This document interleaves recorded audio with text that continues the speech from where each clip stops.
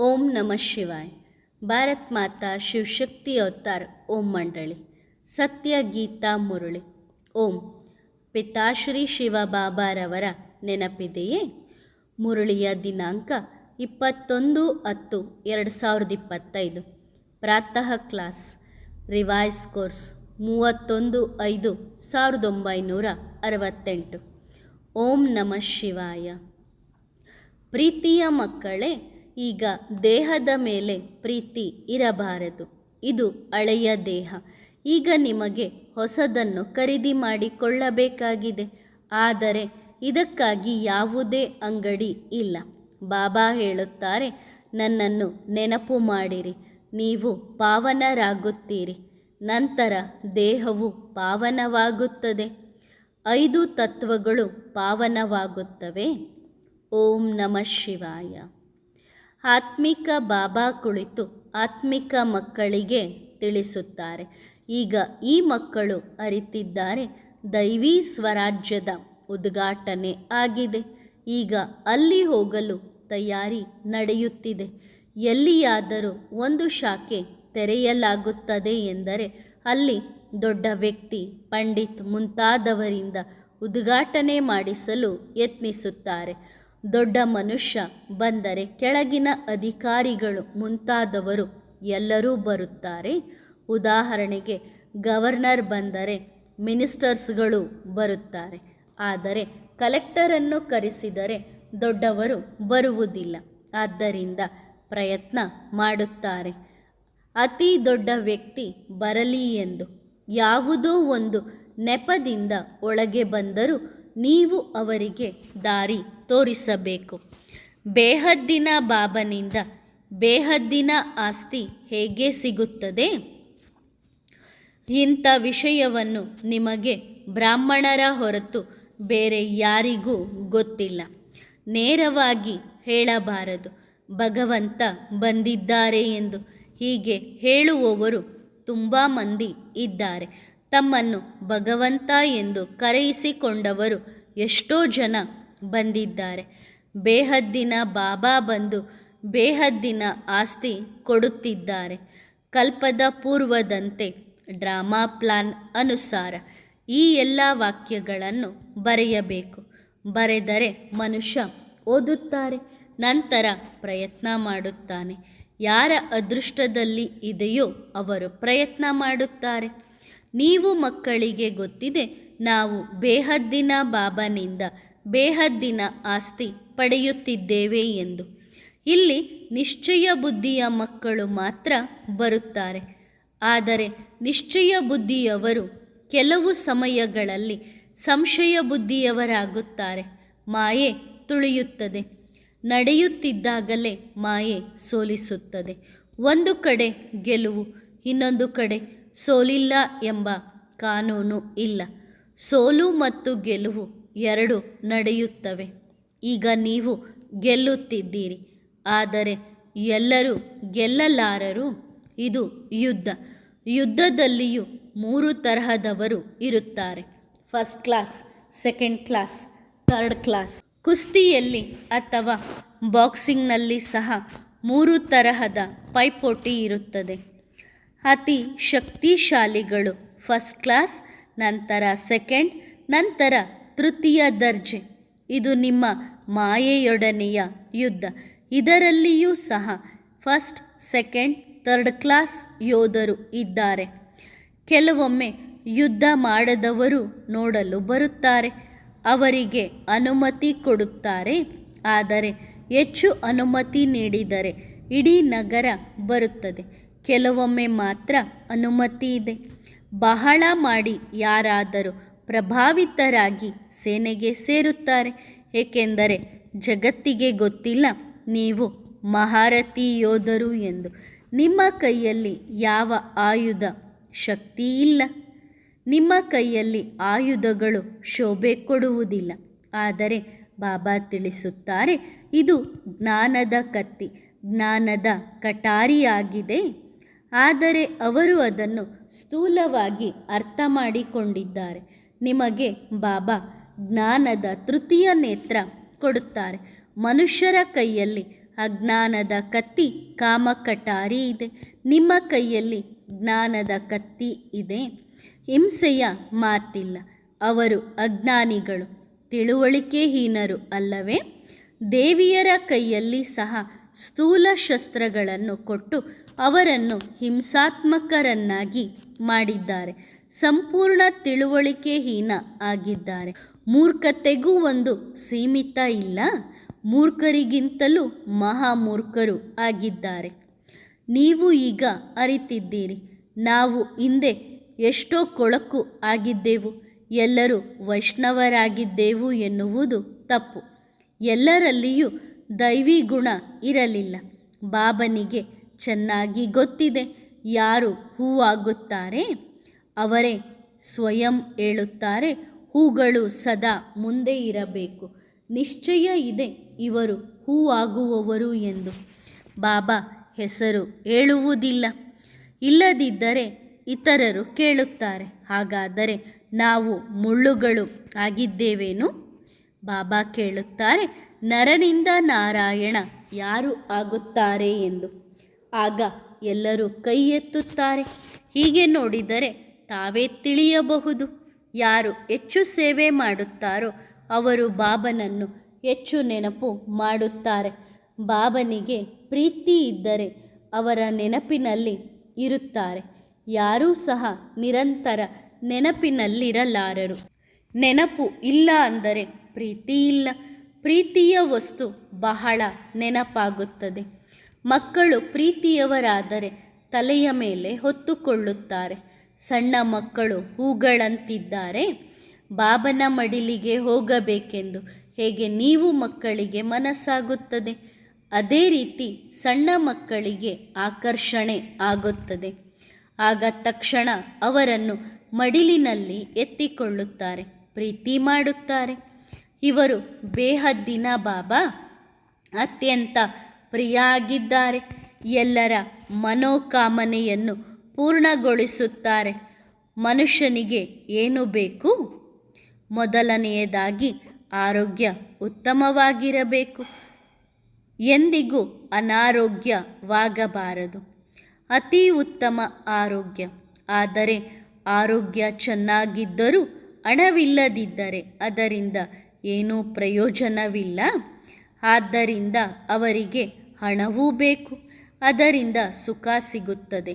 ಬಾಬಾ ಹೇಳುತ್ತಾರೆ, ನಿಮಗೆ ಆರೋಗ್ಯವು ಖಂಡಿತ ಸಿಗುತ್ತದೆ. ಇದು ಹೊಸ ವಿಷಯವಲ್ಲ, ಇದು ಬಹಳ ಹಳೆಯ ವಿಷಯ. ನೀವು ಯಾವಾಗ ಭೇಟಿಯಾಗುತ್ತೀರೋ ಆಗಲೂ ಹೇಳಲಾಗುತ್ತದೆ. ಇದು ಹಳೆಯ ಮಾತು, ಆದರೆ ಲಕ್ಷಾಂತರ ವರ್ಷ, ಪದ್ಮವರ್ಷಗಳೆಂದು ಹೇಳಲಾಗುವುದಿಲ್ಲ. ನಿಮಗೆ ಗೊತ್ತಿದೆ ಇದು ಹೊಸದಾಗುವುದು ಯಾವಾಗ, ಹಳೆಯದಾಗುವುದು ಯಾವಾಗ ಎಂಬುದು. ನಾವು ಆತ್ಮಗಳು ಹೊಸ ಜಗತ್ತಿಗೆ ಹೋಗುತ್ತೇವೆ, ನಂತರ ಹಳೆಯ ಜಗತ್ತಿಗೆ ಬರುತ್ತೇವೆ. ನಿಮ್ಮ ಹೆಸರೇ ಆಲ್ರೌಂಡರ್. ಬಾಬಾ ವಿವರಿಸಿದ್ದಾರೆ, ನೀವು ಆಲ್ರೌಂಡರ್ ಪಾತ್ರಗಳನ್ನು ಮಾಡುತ್ತಾ ಈಗ ಅನೇಕ ಜನ್ಮಗಳ ಅಂತ್ಯದಲ್ಲಿ ಬಂದಿದ್ದೀರಿ. ಪ್ರಾರಂಭದಲ್ಲಿ ನೀವು ಪಾತ್ರ ಮಾಡಲು ಬಂದವರು. ಅದು ಮಧುರ ಶಾಂತಿಯ ಮನೆ.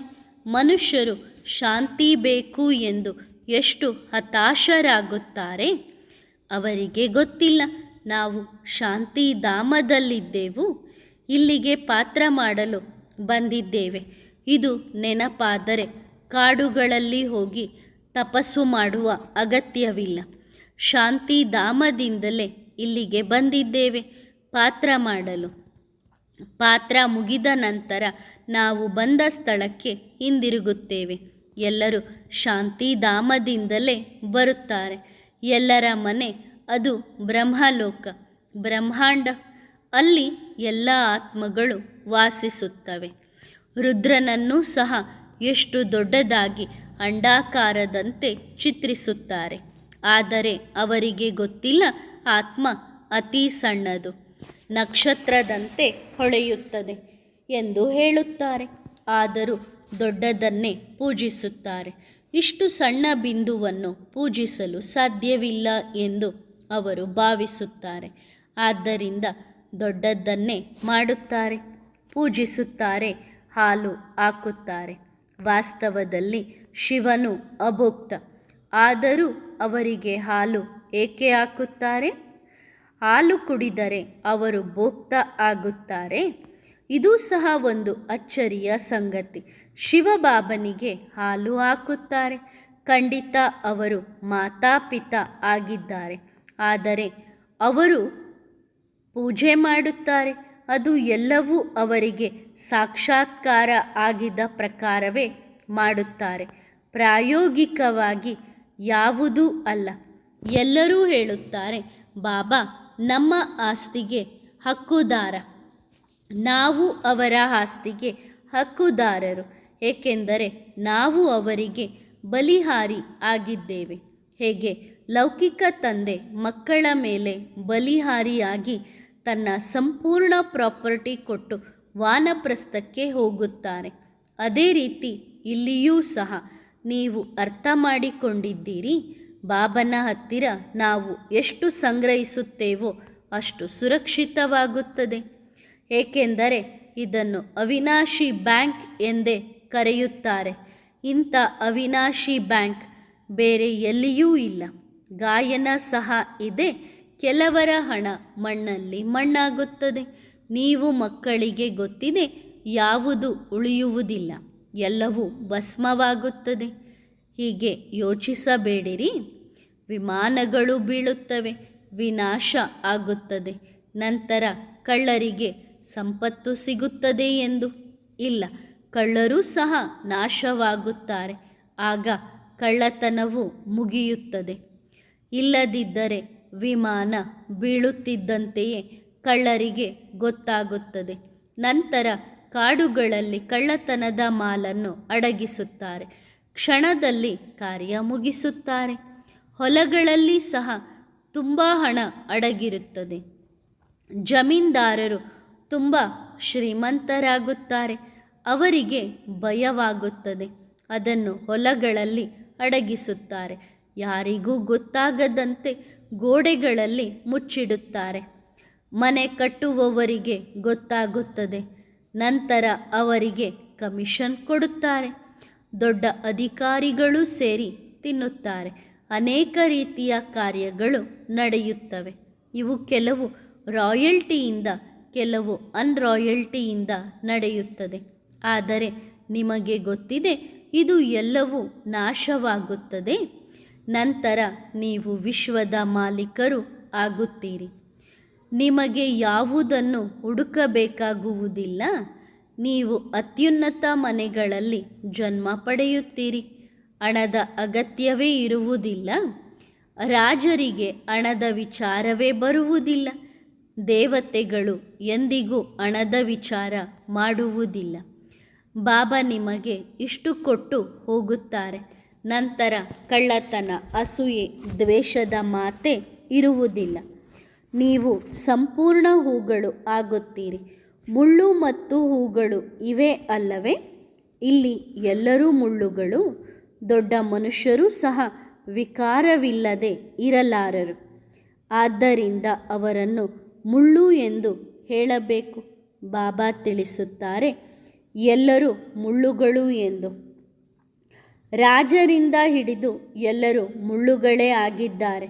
ಆದ್ದರಿಂದ ಬಾಬಾ ಹೇಳುತ್ತಾರೆ, ನಾನು ಈ ರಾಜರುಗಳಿಗೂ ರಾಜರನ್ನಾಗಿಸುತ್ತೇನೆ.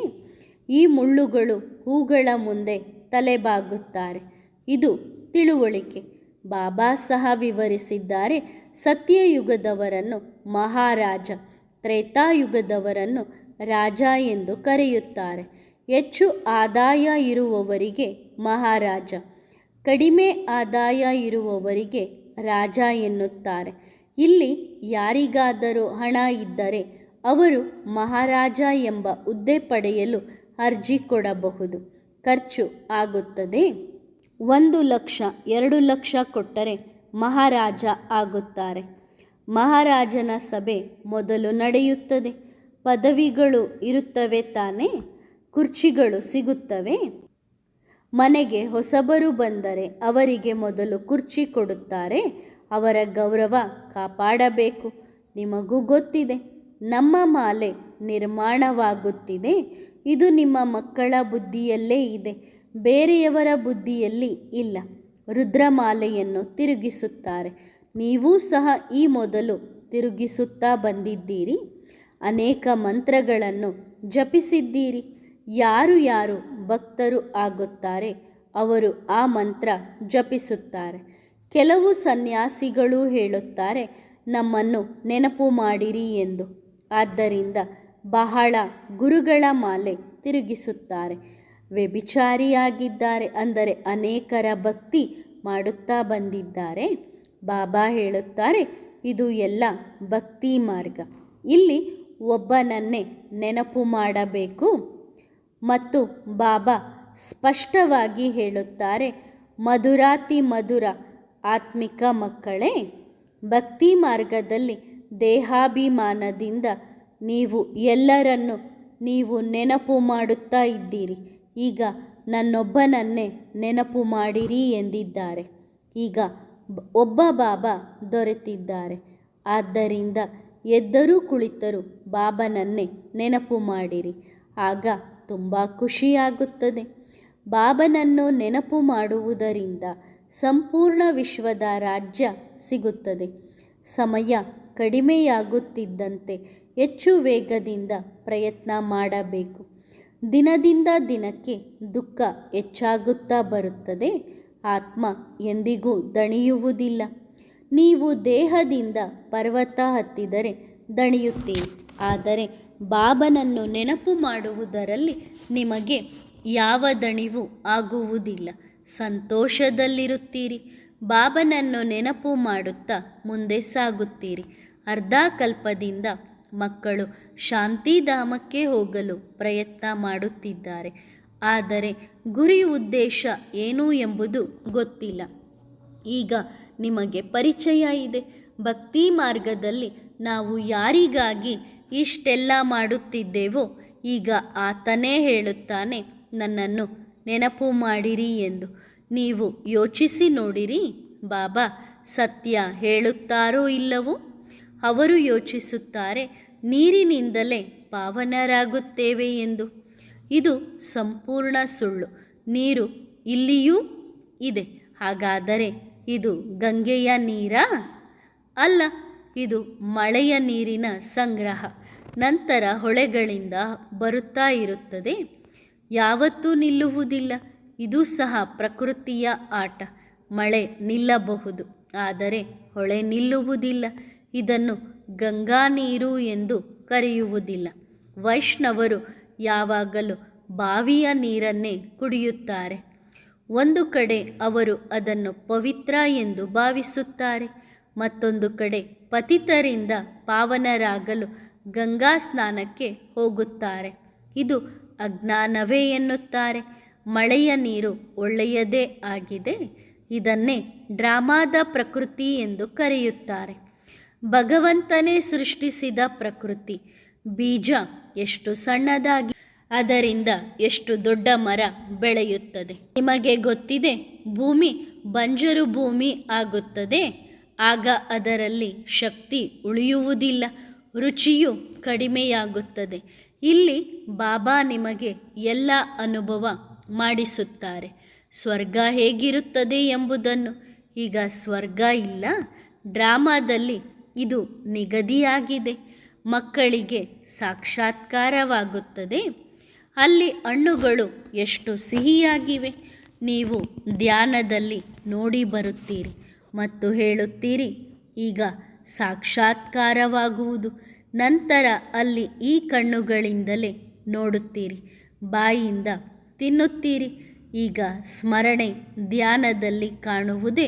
ನಂತರ ಅದು ನಿಜವಾಗುತ್ತದೆ. ಆದರೆ ಅದು ಪುರುಷಾರ್ಥದ ಮೇಲೆ ಅವಲಂಬಿತ. ಪುರುಷಾರ್ಥವಿಲ್ಲದಿದ್ದರೆ ಏನು ಪಡೆಯುತ್ತೀರಿ? ನಿಮ್ಮ ಪುರುಷಾರ್ಥ ಈಗ ನಡೆಯುತ್ತಿದೆ. ನಾವು ಹೀಗೆ ಆಗುತ್ತೇವೆ. ಈ ವಿನಾಶದ ನಂತರ ಲಕ್ಷ್ಮೀನಾರಾಯಣರ ರಾಜ್ಯ ಬರುವುದು ಎಂದು ಈಗ ಗೊತ್ತಿದೆ. ಪಾವನರಾಗುವುದಕ್ಕೆ ಸಮಯ ಬೇಕು. ನೆನಪಿನ ಯಾತ್ರೆಯೇ ಅತ್ಯಂತ ಮುಖ್ಯ. ಬಾಬಾ ನೋಡುತ್ತಾರೆ. ಸಹೋದರ ಸಹೋದರಿ ಎಂದು ಅರಿತರೂ ದೃಷ್ಟಿ ಬದಲಾಗುವುದಿಲ್ಲ. ಸಹೋದರ ಸಹೋದರಿ ಎನ್ನುವ ದೃಷ್ಟಿ ಇದ್ದರೂ ಸಹ ಪರಿವರ್ತನೆ ಆಗುವುದಿಲ್ಲ. ಆದ್ದರಿಂದ ಬಾಬಾ ಹೇಳುತ್ತಾರೆ, ಸಹೋದರ ಸಹೋದರರಾಗಿ ನೋಡಿರಿ.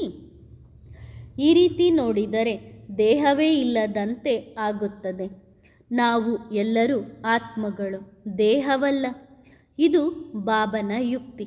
ಇಲ್ಲಿ ಕಾಣುವುದು ಎಲ್ಲವೂ ನಾಶವಾಗುತ್ತದೆ. ನೀವು ದೇಹವನ್ನು ಬಿಟ್ಟು ಅಶರೀರಿಯಾಗಿ ಹೋಗಬೇಕು. ಇಲ್ಲಿ ನೀವು ಕಲಿಯಲು ಬಂದಿದ್ದೀರಿ. ನಾವು ಈ ದೇಹವನ್ನು ಬಿಟ್ಟು ಆತ್ಮ ಆಗಿ ಹೇಗೆ ಹೋಗಬೇಕು?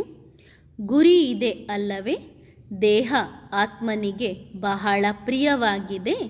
ದೇಹ ಬಿಡದಂತೆ ಆತ್ಮ ಎಷ್ಟು ಜಾಗರೂಕತೆ ವಹಿಸುತ್ತದೆ. ನಮ್ಮ ದೇಹ ಹೋಗಬಾರದು ಎಂಬ ಆಸೆ ಇರುತ್ತದೆ. ಆತ್ಮನಿಗೆ ಈ ದೇಹದ ಮೇಲಿನ ಪ್ರೀತಿ ಅಪಾರ. ಬಾಬಾ ಹೇಳುತ್ತಾರೆ, ಇದು ಹಳೆಯ ದೇಹ. ನೀವು ತಮೋಪ್ರಧಾನರಾಗಿದ್ದೀರಿ. ನಿಮ್ಮ ಆತ್ಮ ಅಶುದ್ಧ ಆಗಿದೆ. ಆದ್ದರಿಂದ ದುಃಖಿ, ಅನಾರೋಗ್ಯವಾಗಿದ್ದೀರಿ. ಬಾಬಾ ಹೇಳುತ್ತಾರೆ, ಈಗ ದೇಹದ ಮೇಲೆ ಪ್ರೀತಿ ಇರಬಾರದು. ಇದು ಹಳೆಯ ದೇಹ. ಈಗ ಹೊಸದನ್ನು ಖರೀದಿ ಮಾಡಿಕೊಳ್ಳಬೇಕು. ಆದರೆ ಖರೀದಿ ಮಾಡುವುದಕ್ಕೆ ಯಾವ ಅಂಗಡಿಯೂ ಇಲ್ಲ. ಬಾಬಾ ಹೇಳುತ್ತಾರೆ, ನನ್ನನ್ನು ನೆನಪು ಮಾಡಿರಿ, ನೀವು ಪಾವನರಾಗುತ್ತೀರಿ. ನಂತರ ದೇಹವು ಪಾವನವಾಗುತ್ತದೆ. 5 ತತ್ವಗಳು ಪಾವನವಾಗುತ್ತವೆ. ತತ್ವಗಳನ್ನು ನೆನಪು ಮಾಡಬೇಕಿಲ್ಲ. ಬಾಬಾ ಎಲ್ಲವನ್ನೂ ತಿಳಿಸಿ ಹೇಳುತ್ತಾರೆ, ಮನ್ಮನಾಭವ, ನನ್ನನ್ನು ನೆನಪು ಮಾಡಿರಿ. ತಮ್ಮನ್ನು ಆತ್ಮ ಎಂದು ತಿಳಿದುಕೊಳ್ಳಿರಿ. ನೀವು ಅರ್ಥ ಮಾಡಿಕೊಂಡಿದ್ದೀರಿ, ನಾವು ಆತ್ಮಗಳು, ದೇಹವಲ್ಲ. ನಾವು ಮಾಲೀಕರು. ಒಂದು ದೇಹವನ್ನು ಬಿಟ್ಟು ಇನ್ನೊಂದನ್ನು ತೆಗೆದುಕೊಳ್ಳಬೇಕು. ನಮಗೆ ಪಾತ್ರ ಕೊಡಲಾಗಿದೆ, ಅದನ್ನು ಮಾಡಬೇಕಾಗಿದೆ. ಒಳ್ಳೆಯದು. ಆತ್ಮಿಕ ಮಕ್ಕಳಿಗೆ ಬಾಬನ ನೆನಪು, ಪ್ರೀತಿ ಮತ್ತು ನಮಸ್ತೆ. ವರದಾನ: ಅಲಂಕಾರಿ ಸ್ವರೂಪರಾಗಿರಿ. ಯಾವಾಗಲೂ ಕಂಬೈಂಡ್ ರೂಪವನ್ನು ಸ್ಮರಣೆಯಲ್ಲಿ ಇಟ್ಟುಕೊಂಡರೆ ನಿಮ್ಮ ಯಾದಗಾರ್ ರೂಪ, ಅಲಂಕಾರಿಕ ರೂಪವು ನೆನಪಾಗುತ್ತದೆ. ನಿಮ್ಮ ಅಲಂಕಾರ ನೆನಪಿದೆ ಅಲ್ಲವೇ? ಅಲಂಕಾರದ ರೂಪ ಎಂದರೆ ಮಾಯಾಜೀತ್ ರೂಪದ ಯಾದಗಾರ್. ಅಲಂಕಾರಿತವಾದರೆ ಮಾಯೆಯ ಮೇಲೆ ಜಯ ಪಡೆಯುವುದೂ ಸಹ ಸುಲಭವಾಗುತ್ತದೆ. ಒಳ್ಳೆಯದು. ಓಂ ನಮಃ ಶಿವಾಯ.